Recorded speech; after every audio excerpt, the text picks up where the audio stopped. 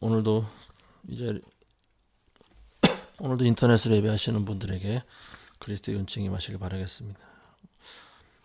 오늘 마태복음 23장 23절부터 33절에 있는 말씀을 우리가 읽었는데요. 오늘 설교 제목을 33절에 있는 말씀을 통해서 한번 만들어 봤습니다. 너희 뱀들아 독사들의 세대야, 어떻게 너희가 지옥의 저주에서 피할 수 있겠느냐. 예수님께서는 서기관 그리고 바리새인들과 같은 사람들한테 아주 심한 말씀하셨는데요. 너희가 어떻게 지옥의 저주를 피할 것이냐. 피하지 못한다라고 하는 말입니다. 개역 성경에는 지옥의 저주에 대해서 지옥의 판결이라고 하는 그런 단어를 사용하고 있는데요. 뭐 지옥의 저주나 지옥의 판결이나 의미가 전부 같은 말입니다. 지옥으로 들어간다라고 하는 말입니다. 너희가 뱀과 독사들의 세대이기 때문에 너희는 지옥의 판결을 피할 수 없다. 뱀과 독사의 세대라고 하는 것은 악한 세대라고 하는 말입니다. 이 독사는 닥치는 대로 물죠. 그리고 독을 주입해서 죽이는 그 뱀이 바로 독사들입니다. 어느 시대고 하나님을 대적하는 무리들이 있는데 특히 서기관과 바리새인들은 하나님을 잘 안다고 자부하는 자들이지만 결국은 하나님의 아들이 이 땅에 왔을 때 예수님을 가장 핍박하고 또 십자가에 못 박아 죽인 장본인들이 바로 이런 사람들입니다. 이 위선자였던 이런 서기관, 바리새인들 같은 사람들이 오늘날에 없을까요? 오늘날에도 있습니다. 이런 사람들이 바로 누구냐? 대형교회 목사들이 바로 이러한 서기관과 바리새인들이다라고 하는 거죠. 이 대형교회의 모습은요, 겉으로는 아름답게 장식을 합니다. 크고 화려한 건축자재로 짓고, 예수님 말씀하신 것과 같이 겉은 회칠한 무덤과 같이 아름답게 보이나 그러나 속에는 죽은 사람의 뼈들로 가득 차 있다라고 하는 말입니다. 무덤 속에는 죽은 사람들의 뼈가 가득 차죠. 그렇지만 무덤의 겉을 아름답게 회칠한다고 하는데 무덤을 아름답게 꾸미는 것이 무슨 의미가 있겠습니까? 결국 그 안에는 뼈밖에 없다라고 하는 거죠. 며칠 전에 홍콩에서 화재가 났는데요. 큰 고층 아파트 4개 동이 전부 다 불에 타버렸습니다. 수천 세대가 살던 큰 아파트인데 뭐 하찮게 불이 났다고 합니다. 뭐 오래된 아파트다 보니까 아마 그 리모델링 공사를 하기 위해서 주변에 이런 건축 자재들을 좀 세워놓고 일을 했던 모양입니다. 근데 거기에 불이 붙어서 그 대나무로 만든 그 비계라고 하는 이 가설재죠. 이제 거기에 불이 붙었는데 그게 아파트 본체에 저 불이 붙었고, 그리고 한 동에 불이 붙으니까 또 주변에 있는 다른 동에도 불이 붙었다라고 하는데 이게 굉장히 좀 무시무시한 일인 것 같아요. 그 영상으로만 봐도 굉장히 끔찍합니다. 아파트가 한 개 동도 아니고 4개 동이 전부 화염에 타서 불이 붙어 있는데 이게 아마 하루 종일 밤새도록 탔던 것 같아요. 낮에도 불이 나고 그리고 밤에 또 찍은 영상도 있더라고요. 밤에 보니까 더 끔찍한 것 같습니다. 그걸 보면서 저는 지옥이 연상이 되더라고요.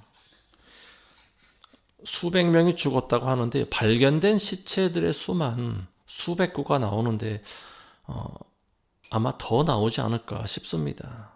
수천 세대가 살았는데 수백 명이 아마 더 이상 다 죽었지 않을까 싶은데요.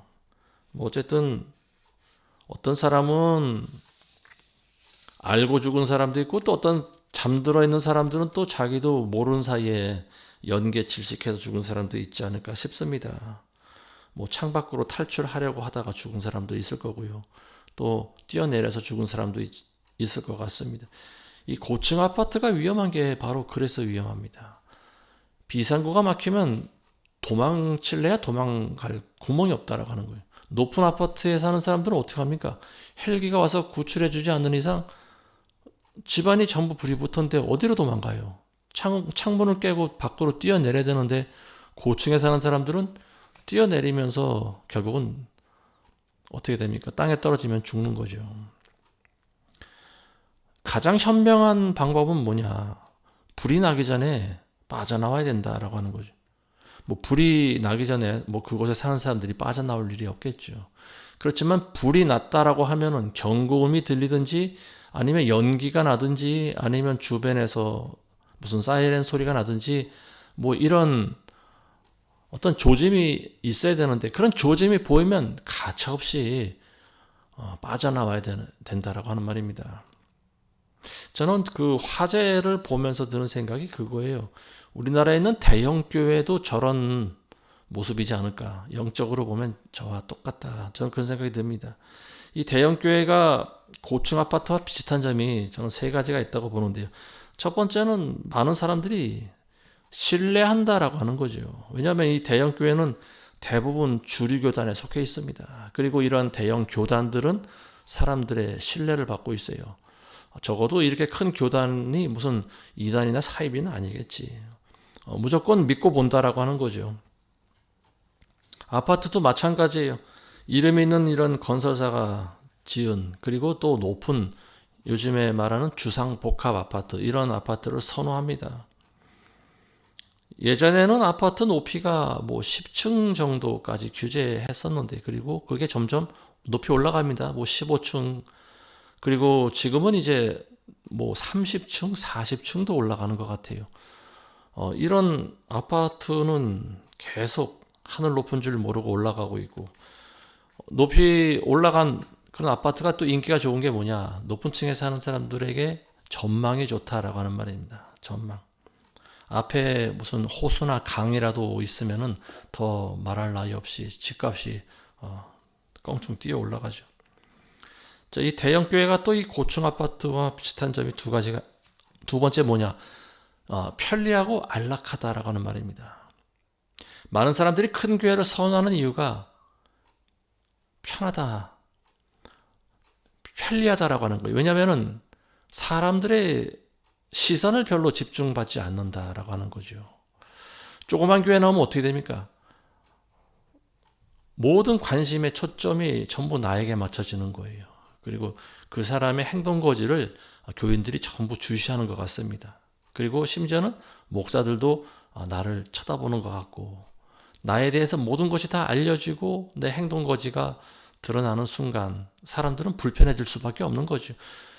그래서 대형 교회를 나가면은 워낙 사람이 많으니까 수백 명, 수천 명이 나 하나에게 관심을 가질 이유는 없지 않을까. 이제 이런 그런 생각에서 또 대형 교회를 나가기도 하고요. 그리고 일단은 편리하다라고 하는 거죠. 편의 시설이 많이 돼 있다. 작은 교회 나가면은 일단 뭐 그런 시설이 안 돼 있는 교회가 있을 수 있어요. 여름에 더위를 견뎌야 되고 또 겨울에는 또 추위를 이겨내야 되는 또 그런 불편함을 감수할 수도 있어요. 그렇지만 큰 교회는 그런 냉난방 시스템이 전부 다 구비되어 있습니다. 여름엔 시원하고요. 에어컨이 나와서 또 겨울에는 히터가 들어와서 또 따뜻하죠. 그리고 자리도 또 안락하고 편안하고 대형 교회 안에는 없는 게 없어요. 예배당 안에 모든 것이 다 구비되어 있습니다. 가만히 앉아 있으면 그냥 예배를 관람하듯이 볼 수 있어요. 아름다운 찬양대의 그 찬양을 듣고요. 그리고 또 옥구슬 굴러가듯이 아주 물 흐르듯이 잘하는 그런 설교를 또 들을 수가 있고요. 예배가 끝나면은 또 밥도 먹을 수 있고 식당이 있고 또 서점 가서 책도 살 수 있고 카페에 가서 커피도 마실 수 있고 그리고 심지어는 뭐 어린아이들을 위한 무슨 유아방도 있고 오락기구 같은 것도 있고 또 어떤 교회 가면은 뭐 심지어 요가하는 요가실도 있다고 그래요. 뭐 이 정도 되면은 이게 교회인지 무슨 지역 커뮤니티 센터인지 구분이 잘 안 되는 경우도 있는 것 같습니다. 대형 이런 고층 주상복합 아파트도 마찬가지죠. 없는 게 없죠. 다 집안에 모든 시설이 다 돼 있고요. 그리고 또 엘리베이터를 타고 밑으로 내려가면은 슈퍼마켓이 있고 그리고 또 지하 주차장도 있고 모든 편의시설이 그 안에 다 있어요. 심지어 병원도 있고 어떤 데는 또 수영장도 있다고 합니다. 자, 세 번째 대형 교회와 그리고 아파트의 공통점 뭐냐? 한 번 들어간 사람들은 쉽게 나오지 못한다라고 하는 말입니다. 이 대형 교회는 조직이 있습니다. 그래서 담임 목사 이하 피라미드형의 조직 구조를 가지고 있어요. 그리고 새 신자가 들어오면은 어느 순간 조직에 몸을 담게 돼요. 그래서 신앙생활을 하게 되는데요. 그리고 그러다 보면 또 이 교인이 은혜도 받지 않겠습니까? 그러다 보면은 자기가 자발적으로 그 조직에 들어가서 또 봉사를 하기도 하고, 그러면서 점점 그 같은 조직에 있는 사람들끼리 또 교제를 하게 되고 서로 영향력을 미치게 됩니다. 그러다 보니까 이제 이게 재미가 나는 거죠. 어느 순간 하나님의 말씀을 듣고 은혜를 받는 것보다 사람들과의 교제가 더 재미있어지는 거예요. 그러면서 드는 생각이 뭐냐? 이 내가 가지고 있는 이 공동체를 어떤 사업을 위해서 좀 활용하면 좋겠다라고 하는 생각이 좀 들겠죠. 그래서 이제 교회 안에 뭐 각종 여러 가지 그런 이권들이 다 들어옵니다. 모든 그런 편의시설뿐만이 아니고 교회 안에서 장사하는 사람들의 무리가 들어오게 되는데요. 그런 사람들이 다 그 교회의 일원들이다라고 하는 거예요. 이런 경제적인 효과도 누리게 되고요. 어느 순간 교회가 거룩한 하나님의 그런 공동체가 되지 않고요. 장사꾼의 소굴이 되어버렸다. 주상복합 아파트 같은 경우도 마찬가지입니다. 사람들이 한번 들어가면 쉽게 나오질 못하죠. 왜냐하면 집이라고 하는 것이 평생 모은 재산으로 한 채 사기도 힘든 시대 아닙니까? 그러니까 한번 어렵게 이주한 그런 집에서 쉽게 나온다는 것이 쉽지가 않아요. 입주할 때 들어간 돈이 얼만데 또 그걸 팔고 다른 곳으로 갑니까? 이미 이사할 때마다 비용이 들어가지 않습니까? 집을 팔면은 또 뭐 집을 팔 때 들어가는 또 세금이 있고요. 살 때 들어가는 세금이 있고 이사 비용이 있고 이제 그런 저런 것들을 생각하면은 그냥 눌러 앉아 살아가는 거죠. 그리고 이런 고층 아파트에 사는 사람들은 일단은 인프라가 좋지 않습니까? 모든 것들이 다 있기 때문에 웬만하면은 잘 이사를 하지 않는 것 같습니다. 물론 이제 뭐 어떤 단기적인 투자를 통해서 이익을 얻는 사람들은 뭐 이사를 자주 다니기도 하겠지만, 근데 제가 아는 지인도 강남에 아파트, 주상복합 아파트 사는데 무려 그 평수가 100평이 가깝습니다. 너무 넓어요. 들어가면은 길을 잃어버릴 정도입니다. 하도 넓어서. 근데 그분이 그곳에서 벌써 지금 한 20년 정도 눌러 사는 것 같아요. 이사를 왜 안 가냐 했더니 뭐 나이도 많이 먹었지만은 가고 싶어도 못 간다고 합니다. 왜 그러냐고 물어봤더니 평수가 워낙 크다 보니까 집값이 비싸서 사는 사람이 선뜻 나타나지 않는다는 거죠. 집을 팔려면 시세보다 좀 훨씬 낮춰서 내놔야 되는데 뭐 그렇게까지 손해를 보면서 팔고 싶은 마음도 없는 거죠. 저는 어쨌든 그 집에 가서 집이 크고 좋다는 건 인정하는데 저 그런 생각이 들어요. 이 집에 만약에 이 아파트에 불이 나면은 어디로 도망칠까? 도망칠 곳이 없다라고 하는 거죠. 생각만 해도 아찔합니다. 홍콩이 바로 단적으로 그 사례를 보여주는 거 아니겠습니까? 영적으로 봤을 때 이처럼 이 홍콩에서 불난 이런 대형 고층 주상복합 아파트나 아니면 대형 교회나 본질이 그 비슷하다. 영적인 그런 측면에서 보면은요, 이 두 가지가 굉장히 비슷한 것 같아요. 이미 저는 이 대형 교단의 비리에 대해서 그동안 많이 말씀을 드려왔는데, 대형 주류 교단들이 이미 다 배교를 했다라고 하는 거죠. 그래서 이미 불이 붙었다. 교회에 불이 붙었다. 아파트로 치면은 지금 불이 났다라고 하는 거, 연기가 나고 지금 불이 붙어 있는 상황입니다. 지금 빨리 빠져나와야 되는데, 이 교회에 들어가 있는 사람들은 나오지를 못한다라고 하는 거죠. 왜냐하면 밖에 있는 사람들은 연기를 보는데 안에 들어있는 사람들은 창문을 닫으면 밖에서 보이는 연기가 안에서는 보이지 않을 수가 있어요. 그리고 그 연기가 점점 실내로 스며들어서 내가 사는 집 안으로 들어올 때 그때서야 위험을 감지한다라고 하는 말입니다. 이게 굉장히 위험한 거 아니겠어요?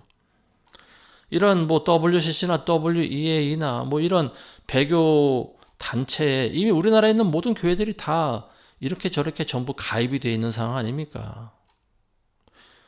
뭐 이번에 보니까 또 그 오순절 교단하고 장로 교단이 또 합친다라고 한 소리가 들리는데요.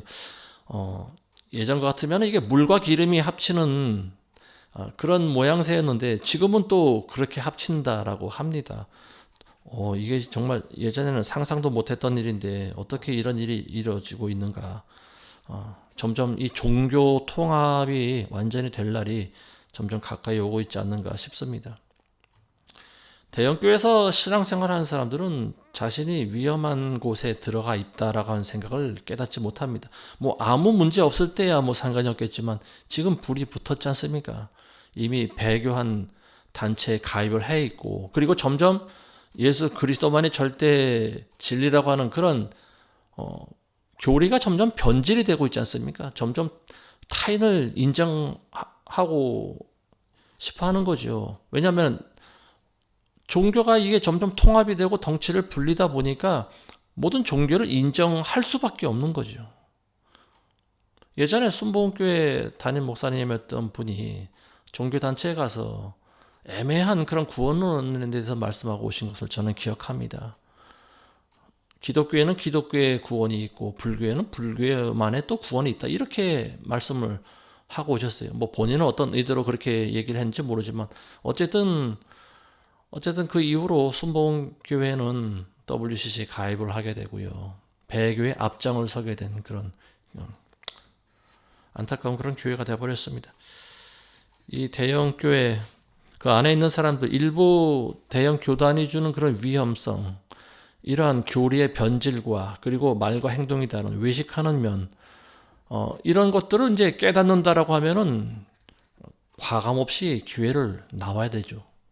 교회를 빠져나온 사람이 있는가 하면 또 어떤 사람들은 또 그냥 안심하고 다닙니다. 그래도 큰 교회가 작은 교회보단 그래도 큰 교회가 다닐만해. 큰 교회가 신뢰할 만해.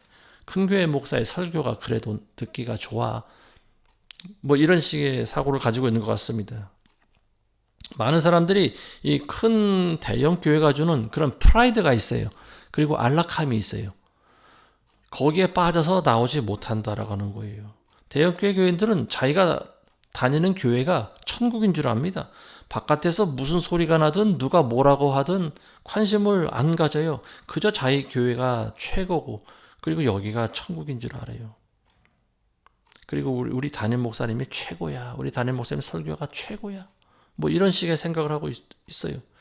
근데 이런 사람들은 좀처럼 자기 생각을 바꾸지 않습니다. 우물한 개구리이기 때문에 그래요. 우물 안에 있는 개구리가 하늘을 쳐다봐도 우물의 그 아구 넓이만큼밖에 보지 못하지 않습니까? 대형교회 안에 있는 사람들이 바로 이와 같다라고 하는 거죠. 근데 이런 사람들이 자기의 시야를 넓게 하려면 어떻게 돼요? 우물을 빠져나와야 돼요. 빠져나올 수밖에 없어요. 교회를 빠져나와야 돼요. 그래야 객관적인 실체를 바라볼 수 있다라고 하는 거죠. 광야에 가서야 비로소 음녀가 보이는 거예요. 광야를 거치지 않으면요, 영적인 눈이 떠지질 않아요. 예수님께서는 서기관과 바리새인들에게 너희가 어떻게 지옥의 저주를 피할 수 있겠느냐, 이런 말씀하시는데 왜 저는 대형교회가 지옥의 판결을 피할 수 없는가, 여기에 대해서 몇 가지 말씀드리겠습니다. 예수님이 하신 말씀을 제 그대로 옮기는 거예요.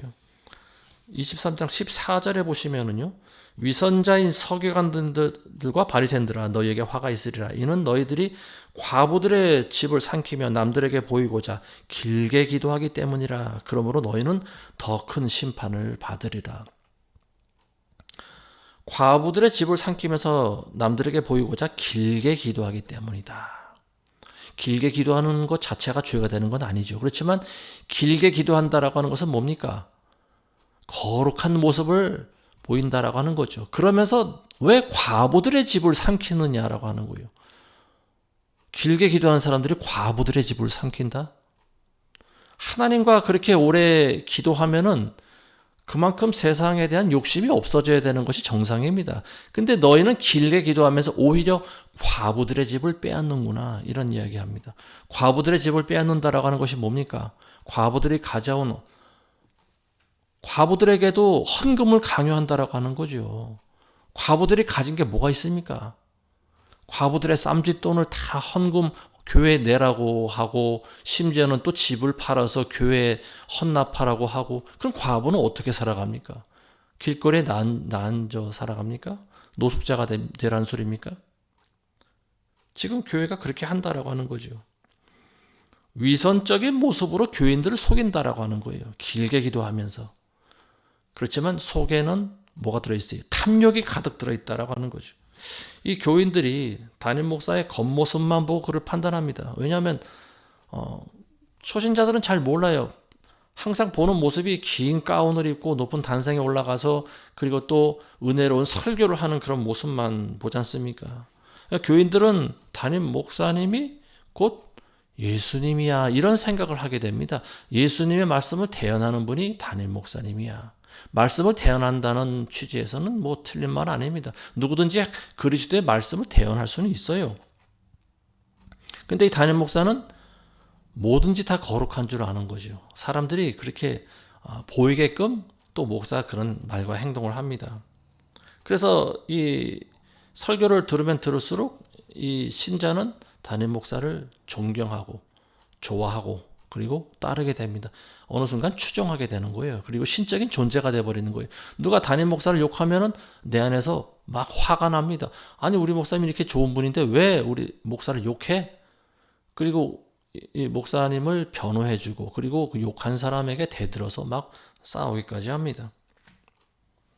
그렇지만 이 평소에 몰랐던 그런 위선적인 목사들, 담임 목사들의 그런 대형교회 담임 목사들의 그런 추악한 민낯이 세상에 드러난 적이 굉장히 많이 있어요. 과부가 드렸던 그런 가난한 자들의 헌금을 가지고 엉뚱한 짓을 하고 결국은 자기 개인적인 욕심을 채우는 경우도 많이 있습니다. 어떤 교회에서는 그 과부들이 드린 그런 헌금 이런 것들에 대한 사용 내역이 제대로 적혀 있지 않다라고 합니다.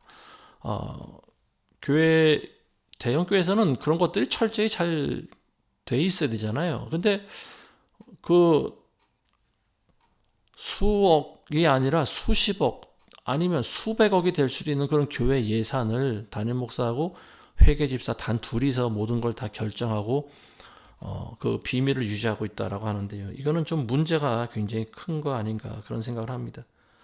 어떤 교회에서는 중간에 돈이 수십억이 증발한 또 그런 사건이 있다고 하는데 뭐 그 비밀 장부를 누가 들여다보지 않았기 때문에 그 돈이 어디 갔는지 몰라요. 담임 목사만 알고 있는 거죠.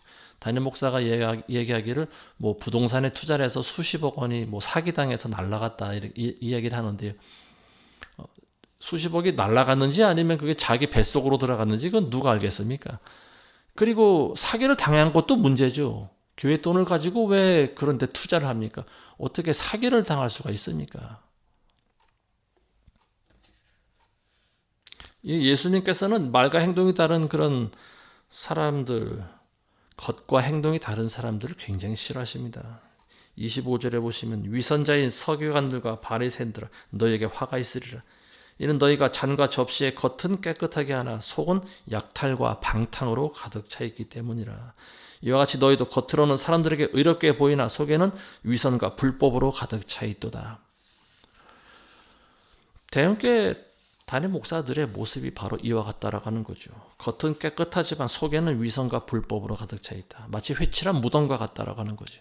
겉은 아름답게 보이나 속에는 죽은 사람들의 뼈들로 가득 차 있다. 자, 이 대형교회가 지옥의 판결을 피할 수 없는 두 번째 이유는 뭐냐? 하나님의 말씀보다 돈을 더 좋아한다라고 하는 거예요. 자, 23장 16절과 17절 말씀 보시면요. 너희 눈먼 안내자들아 너희에게 화가 있으리라. 너희는 말하기를 누구든지 성전으로 맹세하면 아무것도 아니나 성전의 금으로 맹세하면 빚진 자라고 하니 너희 어리석고 눈먼 자들아 어느 것이 더 크냐? 금이냐? 금을 거룩하게 하는 성전이냐? 이 종교 지도자들이 뭐라고 하느냐면요. 성전으로 맹세하면은 안 지켜도 상관없는데 성전의 금으로 맹세하면 반드시 지켜야 됩니다. 이렇게 말한다라고 하는 거죠. 성전의 금으로 맹세하면은 빚진 자니라. 너는 성전의 금에게 빚졌다. 이게 무슨 말입니까? 하나님의 말씀보다 돈이 더 중요하다라고 하는 거죠. 물론 하나님께도 맹세하는 것을 성경은 금하고 있습니다. 그렇지만 성전에 금으로 맹세하면은 빚진 자라고 하는 말이 뭐냐? 예를 들면은 이런 거예요. 11조를 작정하고 그리고 또 건축 헌금을 작정하게 만드는 겁니다. 작정한다. 내가 그렇게 하겠다고 결정하는 거잖아요. 헌금으로 결정하는 거죠. 돈, 이게 바로 금으로 맹세하는 것과 똑같은 거죠. 하나님께 맹세한 것은 죄가 되지 않으나 작정 헌금을 안 드리는 것은 죄가 된다. 이런 논리로 보는 거죠. 과연 이게 성경적이냐? 성경에 이런 말은 나와 있지도 않습니다. 중요한 건 하나님과 나와의 개인적인 관계가 더 중요한 거지, 성전에 있는 금과 돈에다 대고 맹세하는 게 어디 있습니까? 금으로 맹세하는 게 어디 나와요, 성경에?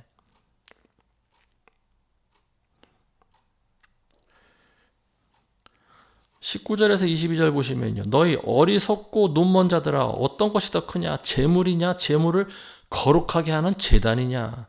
그러므로 제단으로 맹세하는 자는 제단과 그 위에 있는 모든 것으로 맹세하는 것이요, 성전으로 맹세하는 자는 성전과 그 안에 거하시는 분으로 맹세하는 것이요, 또 하늘로 맹세하는 자는 하나님의 보좌와 그 위에 앉아 계신 분으로 맹세하는 것이니라. 어떤 것이 더 크냐? 재물이 더 크냐? 재물을 거룩하게 하는 제단이냐? 재물보다 제단이 더 거룩한 거 아니겠습니까? 그리고 성전보다 더 큰 게 뭡니까? 성전 안에 거하시는 분, 즉 예수 그리스도가 더 중요하다라고 하는 거죠. 하늘에다 대고 맹세하는 분은 하나님에게 대해 맹세하는 것이고요. 그리고 하늘보다 더 중요한 게 뭡니까? 하늘에 계신 하나님께서가 더 중요하신 분이다. 더 귀하신 분이다라고 하는 거죠. 근데 이 눈먼 맹인들이요, 본질을 서로 바꿔버린 거예요. 우리나라 대형교회 8, 90% 정도가 교회 세습을 한다고 합니다. 담임 목사가 자기 아들한테 담임 목사직을 물려주는 걸 말하는데요. 이제 워낙 큰 교회는 이게 이제 이슈화되고 또 뉴스에도 나오고 그래요. 세상 사람들의 또 쓴소리를 듣기도 해요. 그러거나 말거나 교회는 교회 세습을 강행합니다. 왜 굳이 그러니까 담임 목사면 부목사에게 물려주는 것이 더 좀 객관적이지 않을까? 근데 왜 자기 자식에게 물려주느냐? 굉장한 문제가 있다고 보여집니다. 그 이유는 뭐냐? 교회가 이미 거룩한 공동체의 모임이 아니고 기업이 되어 있다라고 하는 것을 우리는 알 수 있습니다. 기업이라고 하는 것은 그 목적이 이윤을 추구하는 거예요. 내가 한평생 일군 기업을 자기 자식에게 물려주는 것은 마땅한 일이라고 저는 생각을 합니다. 그렇지만 교회는 그 존립 목적 자체가 다르잖아요. 교회 존립 목적은 이윤을 추구하는 게 아니에요. 교회의 목적은 이 땅 위에 하나님의 나라가 정착되기까지 복음을 전하는 거죠. 그리고 빛과 소금의 역할을 감당하는 것입니다. 이게 바로 교회가 해야 할 일이고 존립 목적이에요. 근데 그 담임 목사의 자리를 굳이 자기 자식한테 물려주려고 하는 이유가 뭘까요? 목회자의 탐욕이 들어있다라고 하는 거지요. 왜냐하면 그 자리가 좋기 때문에 그래요. 그 자리에 앉으면 많은 월급을 받습니다. 많은 봉급과 그리고 또 미래가 보장이 되어 있어요. 목회자들이 은퇴하면 어떻게 합니까? 교회에서 은퇴 자금도 주잖아요. 그리고 자기가 받는 월급 외에도 목회자들이 카드를 가지고 다닙니다. 이게 법인 카드인데 자기 마음대로 쓰고 싶을 때 쓰는 거예요. 목회자가 사는 걸 보면은 대기업 총수들이 사는 거와 별반 다르지 않다고 저는 생각을 합니다. 교회가 부흥되고 헌금이 많이 모이고 교인들이 모이면 어느 순간 교세도 늘어나고 그러다 보면 목사들이 초심을 잃게 되죠. 그리고 돈에 집착을 하게 됩니다. 어느 순간 목회가 아니고 기업이 되어버리는 거예요. 그러다 보니까 이 담임 목사라고 하는 그 자리가 점점 매력이 생기고 사람들은 돈에 집착을 하게 됩니다. 지금 대형교회 담임 목사의 그 은퇴 연령이 지금은 75세라고 그러더라고요. 저는 그 소리 듣고 깜짝 놀랐습니다.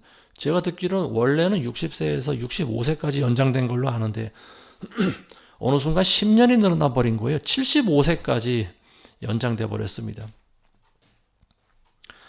결국 이 목회자들의 욕심이라고 하는 것은 끝이 없다라고 하는 거죠. 물론 이게 어떤 선지자적인 관점에서 보면은요, 어떤 사도직이나 선지자나 뭐 하나님께서 허락하시는 날까지 계속해서 예언을 해야 되고 말씀을 전하고 그렇게 살아가는 건 맞습니다. 근데 지금 목회자들이 구약의 선지자나 뭐 제사장이나 이런 사람들이 아니잖아요. 이 사람은 목사는 그저 하나 공동체 일원일 뿐입니다. 왕이 되라고 하신 적이 없어요. 근데 대형교회 목사들은 그 교회 안에서 왕입니다. 모든 주권을 다 가지고 있어요. 자기 맘대로 행동해요. 모든 권력을 다 행사합니다. 그렇게 돼서는 안 되는 거예요. 자꾸만 왜 세상 조직을 그대로 따라합니까? 왜 자꾸만 높아지려고 합니까? 그러니까 높아진 목사들은 나중에 어떻게 됩니까? 추락해버리지 않습니까? 꼬꾸라져 버리는 거잖아요. 땅으로. 자기 모든 치부가 다 드러나고 망신을 당하고 수치를 당하고 감옥에 가기도 하고 그렇게 해서 어떻게 됩니까? 결국은 교회가 또 분열돼 버리는 거죠. 적당히 하다가 내려올 줄도 알아야 되는데 끝까지 그 자리를 고수하려고 하는 거죠. 그리고 나서 아마 또 자기 아들에게 또 그 자리를 물려주려고 하지 않을까. 충영교회 강남 쪽에 지어진 큰 교회 있지 않습니까? 충영교회 거기 김창인 목사님이라고 지금 돌아가신 분인데 그분이 돌아가시기 얼마 전에 양심 고백을 한 영상이 있습니다.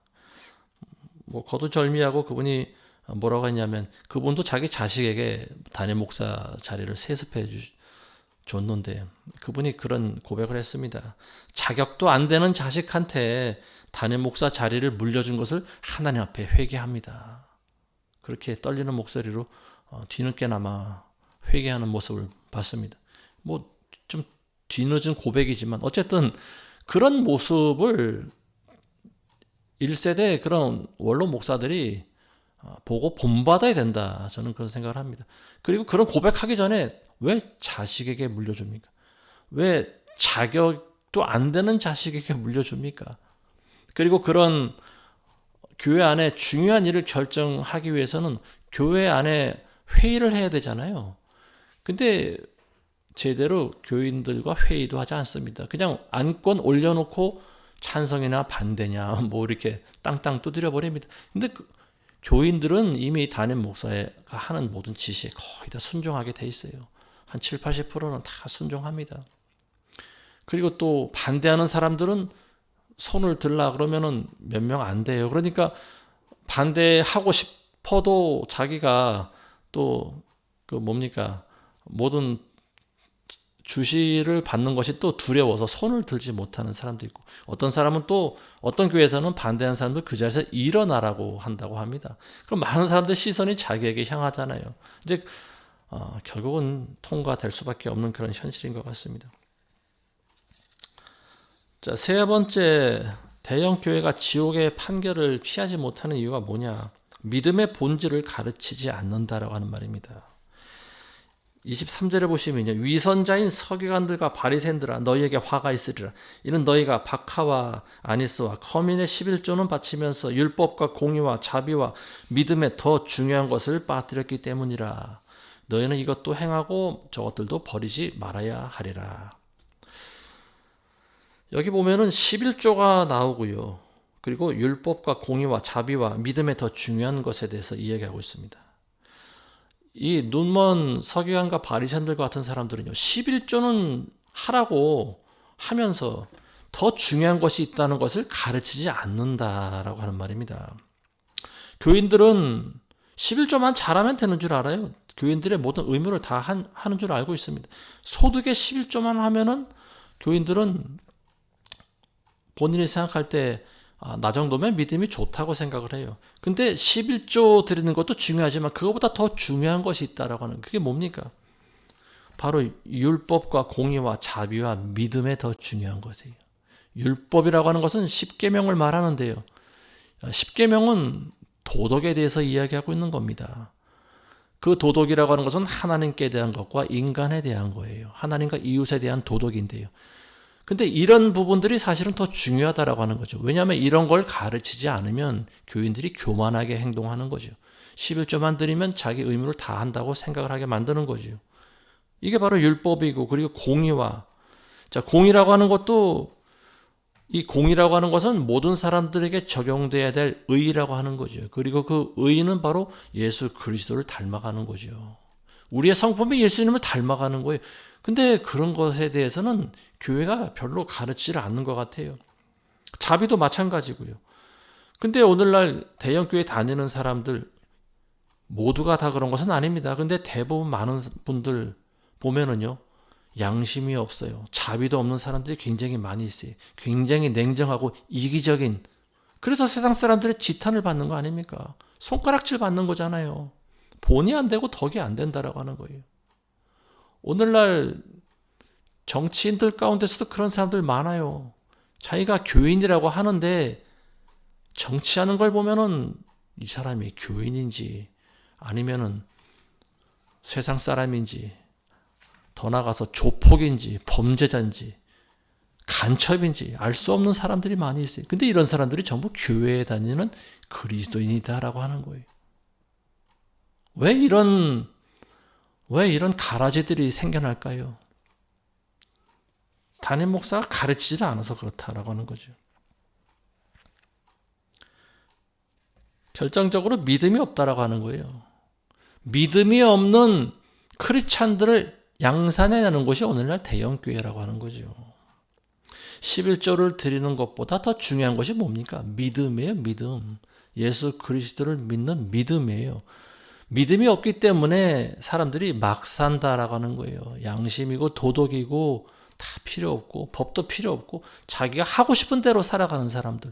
변화가 안 되는 거고요. 이거는 사람들이 회개하지 않는 거예요.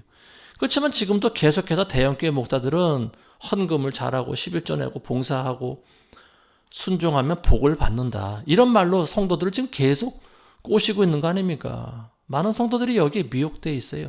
그래서 교회 지시에 전부 다 순종하고 소득의 11조를 드리고 봉사를 하고, 그렇지만 내 안에 있는 영혼은 변화가 되질 않아요. 내 안에 있는 양심은 그대로예요. 가치관이 변화가 안 돼요. 믿음의 본질을 가르치지 않는다라고 하는 거죠.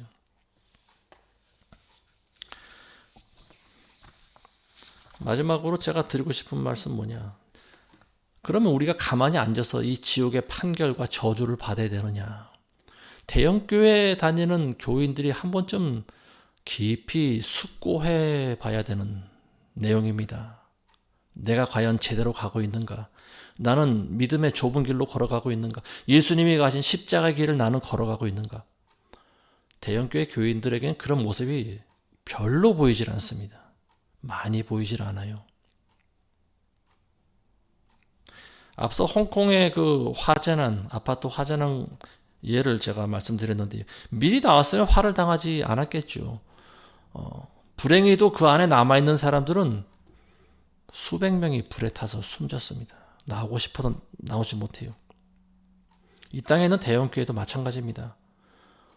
어느 대형교회나 목사들이 전부 다 세상적인 생각을 하고 있어요. 어느 순간 내가 이제 늙어서 더 이상 이 자리를 지키지 못하면 내 아들에게 물려줘야지. 아니면 내 사위한테 물려줘야지. 아니면 또 내 지인에게 물려줘야지. 전부 이런 생각을 하고 있다라고 하는 거죠. 왜 그런 생각을 하고 있습니까?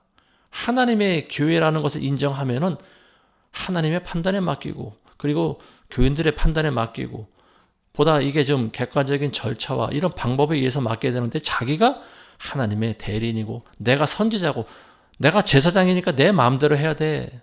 구약의 제사장들은 대를 이어서 충성했습니다. 그렇지만 지금 그게 100% 해당된다고는 볼 수가 없겠죠. 물론 자식이 아버지만큼 훌륭하다라고 하면 문제가 안 돼요. 근데 대부분 자격이 안 되는 자들이 많이 있습니다. 그리고 그 아들들은 요즘 말로 금수저들이에요. 자기 아버지가 겪었던 고난을 모르는 사람들이에요. 근데 그런 사람들이 어떻게 큰 교회, 대형 교회를 이끌어갈 수가 있겠습니까? 뭐 흉내는 낼 수 있겠죠. 그렇지만 본질적인 교인들의 영혼을 터치하지는 못한다라고 하는 거예요. 왜냐하면 본인 자체가 그러한 고난 가운데 하나님을 깊이 있게 만나본 경험이 없기 때문에 그렇습니다.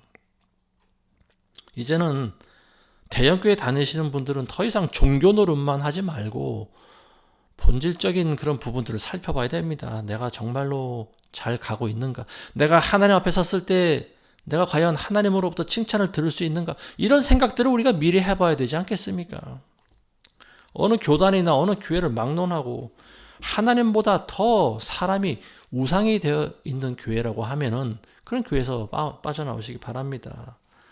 그리고 교회의 머리이신 예수 그리스도의 말씀보다 담임 목사의 말씀이 더 권위를 가지고 있는 그런 교회에서는 나와야 돼요. 교인들한테 11조하고 그리고 순종만 강요하고 정작 믿음의 본질을 가르치지 않는 그런 교회에서 또 나와야 됩니다. 그리고 과부들의 그런 헌금이 어디에 쓰이는지 구체적으로 밝히지 않는 그런 사용처가 불투명한 그런 교회에서는 나와야 됩니다. 그리고 자기 자식한테 담임 목사 자리를 세습하는 그런 교회에서는 나와야 됩니다. 그 뱀과 독사 같은 그런 인격을 가진 그런 목사들에게서 나와야 됩니다. 그리고 자기네들끼리 유유상종하면서 서로 이익을 주고받고 그리고 위선적인 행동을 하는 그런 목사들의 그런 교회들에서 나와야 됩니다. 그리고 정치와 야합하고 정부의 신여 노릇하는 그런 교회에서 나와야 됩니다. 이 대형교회 목사들은요, 제가 봤을 때 비겁하기 짝이 없는 사람들이에요. 불의한 일을 당해도 바른 말을 한마디도 하지 못합니다. 권력자들 편에 서서 그들 앞에 가면 벌벌 깁니다. 악한 자들한테도 안수를 해줘요. 악인들에게 왜 안수를 해줍니까? 나라가 절단나도 입을 열질 않아요. 요즘에는 교회가 배교하고 전부 미쳐가다 보니까 또 이런 목사도 있는 것 같습니다. 교회에 태극기를 달지 말고 북한에 인공기를 달아야 된다, 이렇게 주장하는 목사도 있는 것 같은데, 전 이런 사람은 목사가 아니고 저는 간첩이다, 저는 그런 생각을 합니다. 이 대형교회 목사들이 가지고 있는 생각이 뭡니까? 어떻게 하면 계속 그 자리를 유지할 수 있을까? 그리고 우리 교회의 부흥을 이뤄나갈 수 있을까? 이런 데에만 초점이 맞춰져 있는 거예요. 교회를 무한대로 크게 만들고 싶은 것 같아요.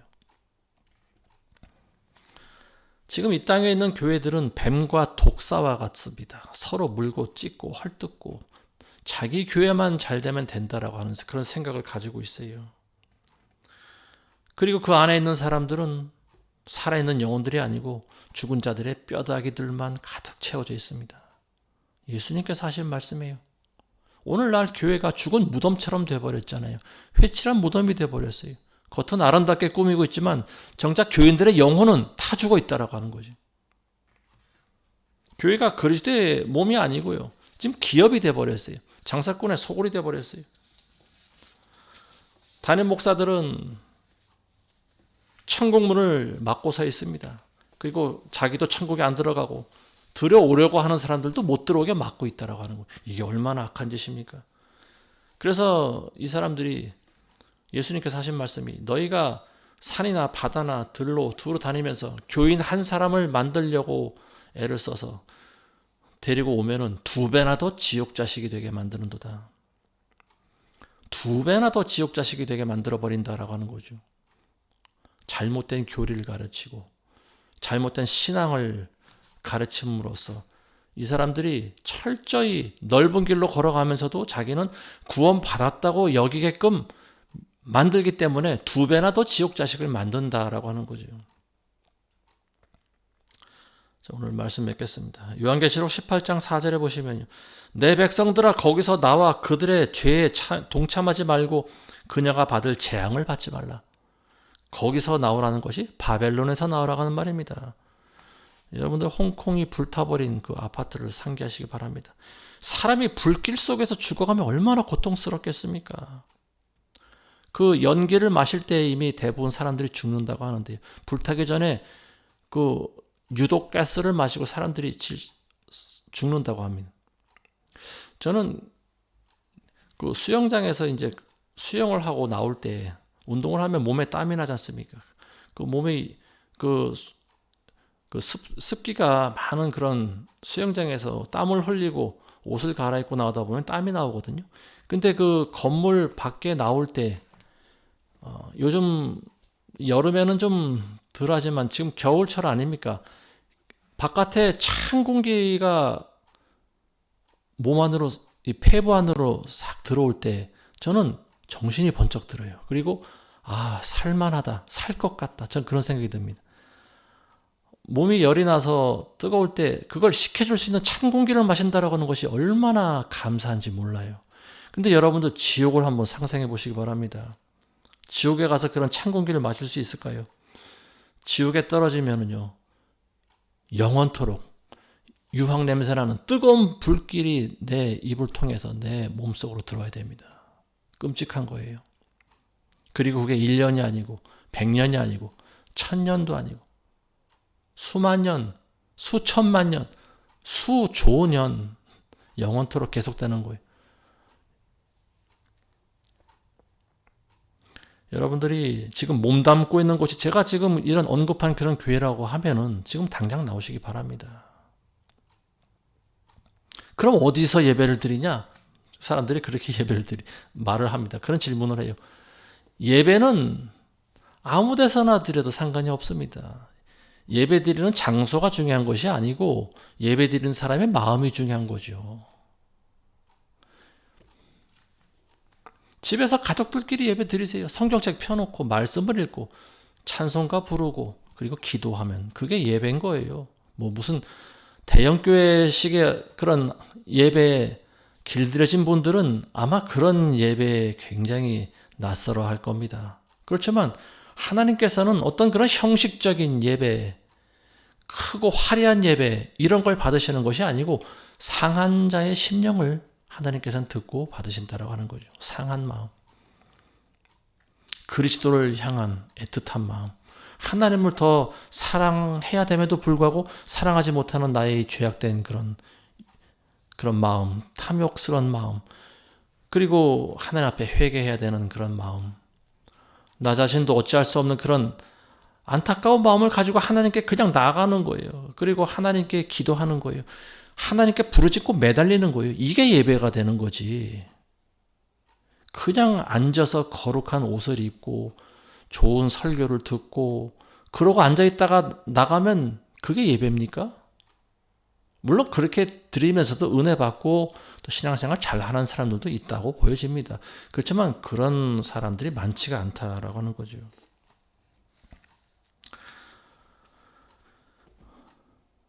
연기가 나는 걸 내가 보면서도 나오지 않으면 나중에 어떻게 될까요? 불타버리는 거예요. 나오고 싶어도 나중에 나오지 못합니다. 교회도 마찬가지예요. 하나님의 말씀에 비춰봤을 때 뭔가 이건 틀리다라고 하는 부분이 있으면 깊이 있게 생각을 해봐야 되고요. 주변에 이런 문제를 가지고 또 상의를 해봐야 되고 판단을 해봐야 됩니다. 그래서 우리 교회가 지금 폐교에 몸담은 교회고 지금 담임 목사님이 이렇게 지금 교회를 통제하고 지배하고 있구나. 이런 사실을 알면 거기서 나와야 되는 거예요. 왜냐하면 거기는 어떤 사람에게 돈과 11조와 어떤 행위의 순종만 강요하지 그 사람의 영혼이 어디로 가는지에 대해서는 관심이 없다라고 하는 말입니다. 가장 중요한 것이 당신의 영혼이잖아요. 내 영혼이 어디로 가는지가 제일 중요한 거잖아요. 교회가 아무리 잘 되고 부흥하면 뭐합니까? 교인들이 지옥에 가는데 담임 목사들은 왜 당신들이 지옥에 간다는 소리를 안 합니까? 본인도 맹인이기 때문에 그런 거예요. 나도 철석같이 천국 간다고 믿고 당신들도 다 천국 간다라고 날마다 쇠뇌시키고 있는 거예요. 그러니까 둘 다 지옥에 가는 거예요. 맹인이 맹인을 어디로 인도하겠습니까? 구덩이로 인도하는 거죠. 지옥 구덩이로 둘 다 같이 빠져버리는 거예요. 예수님께서는 마지막 때 거짓 선지자들을 주의하라고 그러셨어요. 이 거짓 선지자들은 거룩한 모습을 하고 있어요. 양의 옷을 입고 있다라고 하는 거예요. 그렇지만 그 속에 누가 들어있습니까? 늑대가 들어있는 거예요. 이리가 들어있는 거예요. 그래서 이런 사람들을 어떻게 분별합니까? 열매로서 판단하라고 그랬어요. 열매로서 너희가 그들을 분별하리니 사람이 가시나무에서 포도 열매를 맺겠느냐? 그리고 엉겅퀴에서 무화과를 맺겠느냐? 좋은 나무는 좋은 열매를 맺고요. 나쁜 나무는 나쁜 열매를 맺을 수밖에 없다라고 하는 거예요. 그러니까 우리가 사람을 판단할 때 저 사람이 거짓 선지자인지 진짜 좋은 목사인지를 알기 위해서는 그 사람의 열매를 봐야 된다. 평소에는 열매가 잘 안 보여요. 그렇지만 제가 언급해드린 말씀 그런 것들을 통해서 우리가 알 수 있다라고 하는 거죠. 제대로 된 목사라고 하면 자기 자식한테 세습을 하지 않습니다. 물론 자기 자식이 나보다 훌륭할 수도 있어요. 그렇지만 많은 사람들이 눈이 보고 있고 또 어떤 사람들이 시험에 든다라고 하면은요, 과감히 그걸 포기해야죠. 왜 굳이 자기 자리를 자식한테 물려줘야 됩니까? 그거 하나만 보더라도 이 사람은 담임 목사의 자격이 없는 거예요. 많은 사람들이 때가 되면 심판석에서 많은 교인들이 이렇게 부르짖을 겁니다. 주여 주여 우리가 주의 이름으로 예언하고 귀신들을 쫓아내고 많은 이적을 행하지 아니하였나이까. 근데 예수님께서는 단호하게 말씀하십니다. 나는 너희를 전혀 알지 못하니 너희 불법을 행한 자들아 내게서 떠나가라. 많은 대형교회 목사들이 자기가 불법을 행하고 있다는 사실을 인지하지 못하고 있어요. 이단 사이비 미혹보다 더 무서운 것이 바로 자기 담임 목사의 미혹입니다. 이 말씀을 듣는 여러분들은 부디 바벨론과 같은 교회에서 빠져나오시기 바랍니다. 그리고 십자가를 지고 좁은 길로 걸어가게 되시길 바라겠습니다. 성령님의 인도를 받으시면 돼요. 좁은 길로 걸어갈 수가 있습니다. 마지막으로 이사야서 49장 20절에 보시면요. 너희는 바벨론에서 나오고 노래하는 음성으로 선포하며 갈대아인들에게서 피하고 이 일을 말하며 땅끝까지 유포하라. 너희는 주께서 그의 종 야곱을 구속하셨다 하라. 자, 이게 무슨 말씀이냐? 너희는 바벨론에서 나오라. 죄악된 곳에서 빠져나와야 되고 갈대아인들에게서 피하고, 갈대아인들이 바벨론 사람들인데요. 영적으로 해석하면 이 사람들이 바로 서기관과 바리새인들과 같은 자들이죠. 이단자들이죠. 이런 사람들과 같이 교제하지 말라는 거예요. 유유상종하지 말라고 하는 말입니다. 대형교회 다니는 무리들과 되도록이면 어울리지 말라고 하는 거예요. 모든 사람이 그런 것은 아니지만 배교한 사실도 깨닫지 못하고, 제가 아까 드린 것과 같이 본질을 오도하고, 그리고 하나님의 말씀보다 사람을 더 두려워하고, 그런 교회에서 당연히 나와야 된다라고 하는 거죠. 그리고 주의 재림이 있을 때까지 복음을 전하라고 하는 말입니다. 주께서 그의 종 야곱을 구속하셨다라고 하라. 이게 복음을 전파하라고 하는 말입니다. 주의 종 야곱을 구속하셨다. 오늘날 그리스도인들 이야기하는 거죠. 예수 그리스도를 따르는 자들을 하나님께서 구원하셨다라고 하는 거. 십자가에서 우리의 죄를 용서하시고 그리고 그 길을 걸어가는 자들을 하나님께서 구원하신다라고 하는 거. 이게 복음 아니겠습니까? 주님 오실 때까지 복음을 전파하라고 하는 거예요. 바벨론 된 교회에서 나오고, 그리고 또 그런 미혹되어 있는 자들과 되도록이면 거리를 두고, 그리고 주님 오시는 날까지 복음을 전하시는 여러분들 되시기를 주의 이름으로 축원합니다. 기도하겠습니다. 하나님 아버지, 감사를 드립니다. 이 말씀을 듣는 모든 분들이 깨달을 수 있도록 분별의 영을 허락하여 주시옵소서. 내가 몸담은 교회가 바벨론의 모습을 하고 있다면 속히 주저 말고 나올 수 있도록 하나님 도와주시옵소서. 그리고 우리를 광야의 길을 걷게 하셔서 영적인 눈이 떠지게 하시고 세상의 화려한 그런 유혹을 물리치며 저 천성을 향해 달려갈 줄 아는 그런 십자가의 사람들이 다 되게 도와주시옵소서. 예수님의 이름으로 기도드리옵나이다. 아멘.